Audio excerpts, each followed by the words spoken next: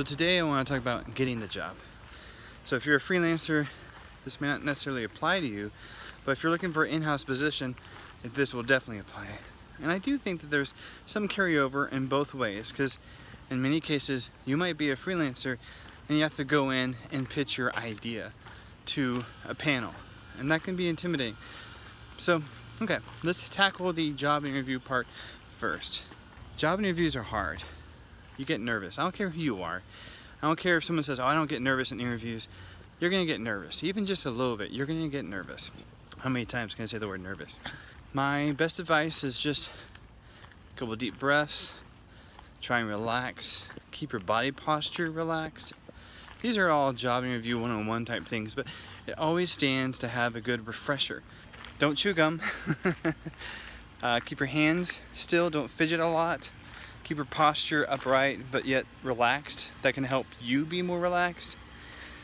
Don't be afraid to take a couple of seconds to think about your answer. Someone says, hey, what about this? It's okay to say, well, what I would do, and have that kind of pause while you ponder and formulate your answer. This is something I struggle with. I tend to want to answer right away. That doesn't necessarily make the best sense. If you watch interviews with some brilliant people, for example, as polarizing as he is, Steve Jobs was very, very, very smart. Maybe not a very nice person, maybe not very likable, but he was very intelligent. You watch him in interviews, and when they ask him a question, he doesn't answer right away. He ponders, he thinks, and then he answers. Take your time with your responses. There's no need to rush a response. The other thing is, don't be afraid to admit that you don't know something. My father-in-law is a director, I think a senior director at Oracle. And so he's interviewed and hired a ton of people. And one thing my father-in-law does is he purposely asks a question he doesn't expect the candidate to know. He wants to see if you're going to try and BS him or not. So don't BS. Be honest. Say, well, I don't know much about that, but I'm excited to learn it. That kind of thing. Remember a couple episodes back, talking about reframing? If you reframe it to where it's less about, I don't know this, and more about, I'm eager to learn and acquire these skills, then that makes it a positive for you, and you're being honest, you're not BSing the interviewer. I'll give you a perfect example of a horrible answer that I didn't give, thankfully. One time, I was at a company and they were hiring for another audio guy. The audio director goes off and has a phone call, and he asks him a question. What's your favorite doll? Or he asks him something like, what doll do you use? The guy literally said, oh, all of them. That was it. All of them. It was a crap answer. My boss was not impressed, and none of us in the department were impressed either. Let me tell you my answer to that kind of question. So the main DAW that I use is Logic Pro X. I use this for my composition, for my sound design, for my mixing, writing to picture. So that's the main DAW that I use, but I also have Reason, and sometimes I will rewire in sounds that I like, rewire that into Logic, and I will use those sounds in a Logic session. I also have Pro Tools native. I don't have a HD system, but I have Pro Tools when I'm editing a whole bunch of dialogue or a whole bunch of audio, because in my experience, it just has the most streamlined, most efficient audio editing workflow of all the DAWs. I don't care for Pro Tools that much. I can work my way around it, but that's my setup. Now, if you think about the answer, first off, I'm not saying all of them. I don't have to list all the DAWs I can use.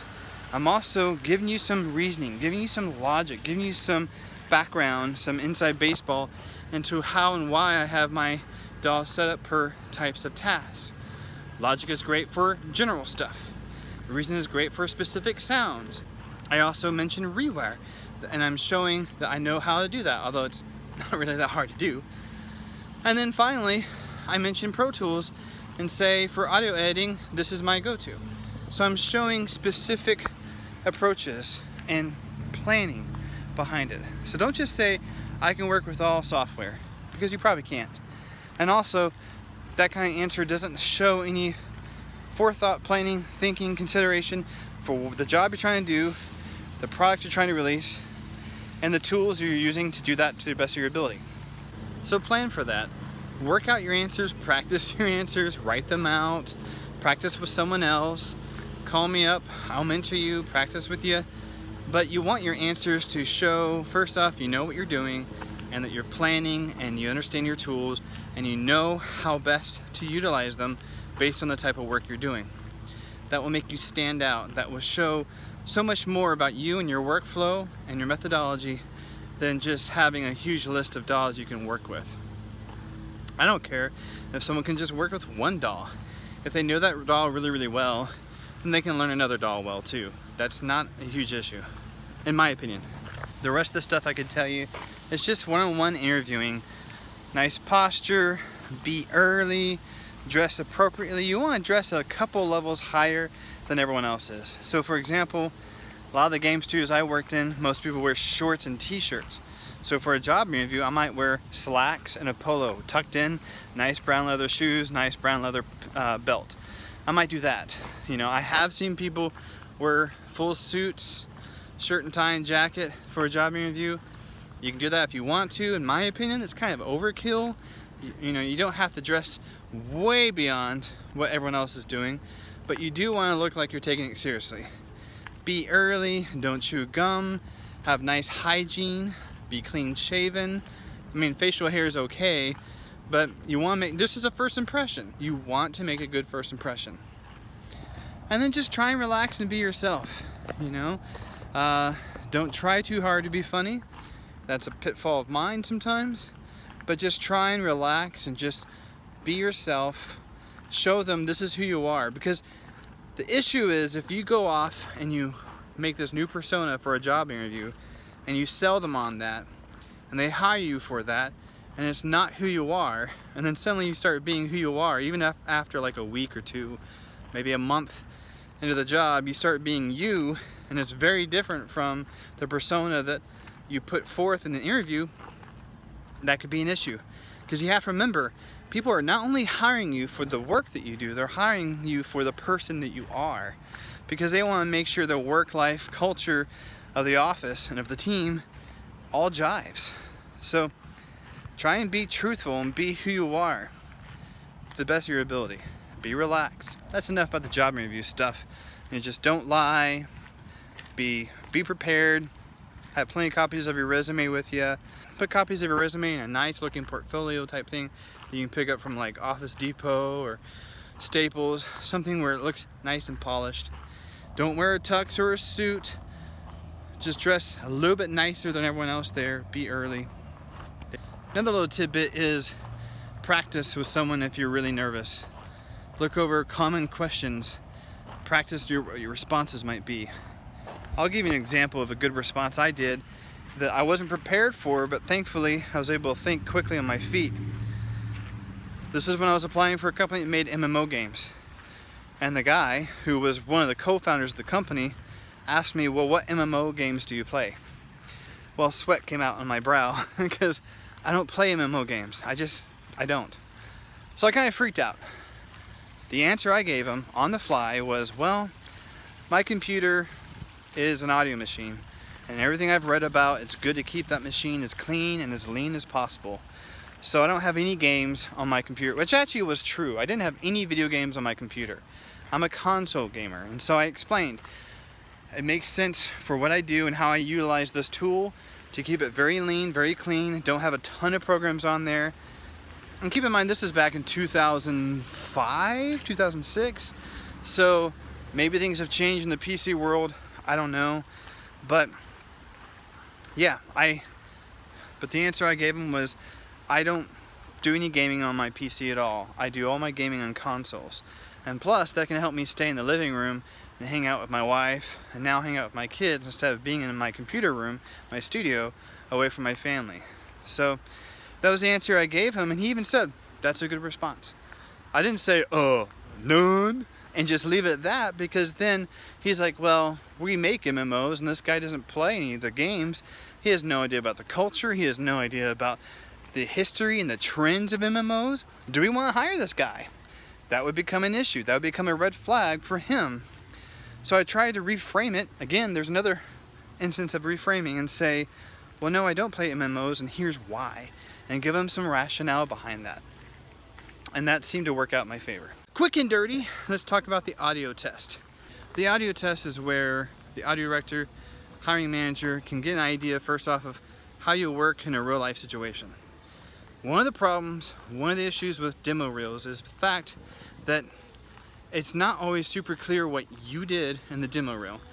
It can be something where, well, maybe you only did a little bit of music. Maybe you only did sound design. Maybe you did all of it. Maybe it took you 5 years to make that song in the demo reel. So many companies, many audio directors want to put you in a real life situation and say, okay, you're gonna have a week, here's your trailer, here's your video capture of the game, whatever, and I want you to score it, or I want you to do sound design to it, or I want you to do both, I want you to do a mix. I've even had audio tests where I had to master a whole bunch of other stems. I had to take some pre-designed music and some voiceover and mix that and master that together. I had to edit some sound effects before. I've had to do audio cleanup before. So it's a lot of different things. They want to get a reading on how well you can work. One example of an audio test I did, this is actually at Funimation, was the video manager said, okay, I'm going to give you a trailer and I want you to do 2 versions of it. One, and he gave me some very specific direction, and the second version, do whatever you want. That one you can just go and do a Madsen original, whatever you feel like will work for that trailer. I also want full sound design, I want the full mix, and you have a week. Now here's my personal rule about audio tests. No matter what the amount of work you have to do for that audio test, my delivery time is about 3 days. Even if they give you a full calendar week, 7 days, I don't push for 1 day. Why? Because first off, this is a job interview. This is a job application.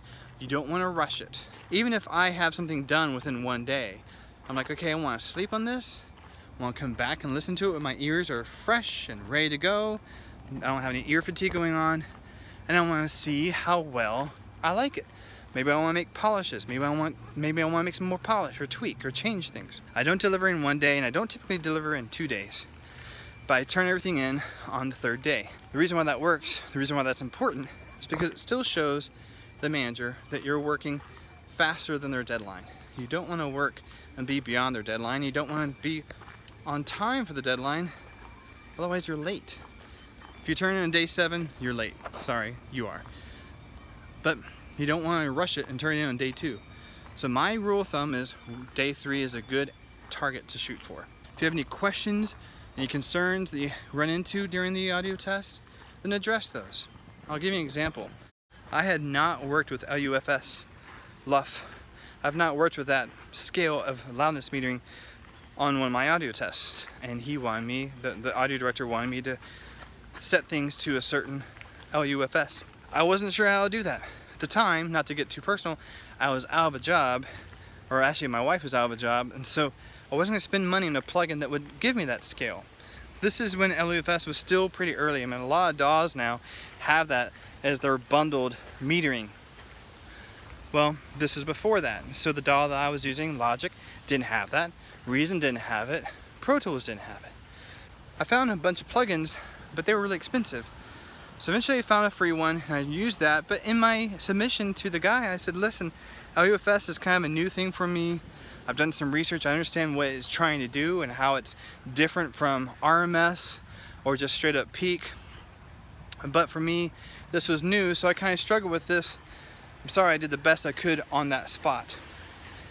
And you know what? I still got the job. But I was honest with him and I addressed how I tried to solve it, how I did some research. But in 3 days' time, I wasn't able to get a really good option or solution to that. I mean, the biggest thing is when you get to the audio test part of it, it's highly subjective. When you get to the interview part about it, it's about your personality, how well you're going to match with the team. Sometimes audio directors will throw revision requests out to you. Hey, good job in that submission. Now, could you tweak this? And if you flip out on them and get pissed and don't do it, well, then you're Xing yourself out of a job. So they might try and see how you take direction, how you take feedback, how you do revisions. They're really just trying to get a good preview, a good estimate, a good reading on who are you as a person, what's your culture like, and what's your work like? How well can you work under a deadline with parameters? That's all they're after on the audio test. If you've not done many audio tests, my advice would be make some up for yourself. Get a trailer, talk to a buddy, whoever it is, and say, listen, in a week's time, ask to see my trailer. And don't accept any excuses, that type of deal. Just say, I need to test myself. I need to see how I do with deadlines and with expectations. And don't pick stuff that's necessarily easy for you. Pick stuff that might be a little bit outside of your wheelhouse. You know, I've done all kinds of music, and sometimes it's a fun exercise to do something that's not the norm, but is a little bit different. You're like, huh, country music, not my favorite. Let's see how quickly I can make a country track. That type of deal. Since 2006, I've landed 4 in-house positions, and I've also done plenty of in-person pitches to people when I was freelancing. And it's a very intimidating, nerve-wracking thing, but it's something you get better at the more you do. Just be confident, be prepared, practice, just like you practice your instrument, just like you practice your craft, just like you practice on sports. Practice doing this, practice interviewing, practice doing audio tests. You're only going to get better if you practice. If you ignore it and you don't, it's not going to become easier for you. If you have any questions, you have any specific questions or topics you want me to cover, please just ask, fill out the comments sheet, send me blank checks. I accept all that stuff. Debit cards. I'm teasing. But if you like what I'm doing, please subscribe.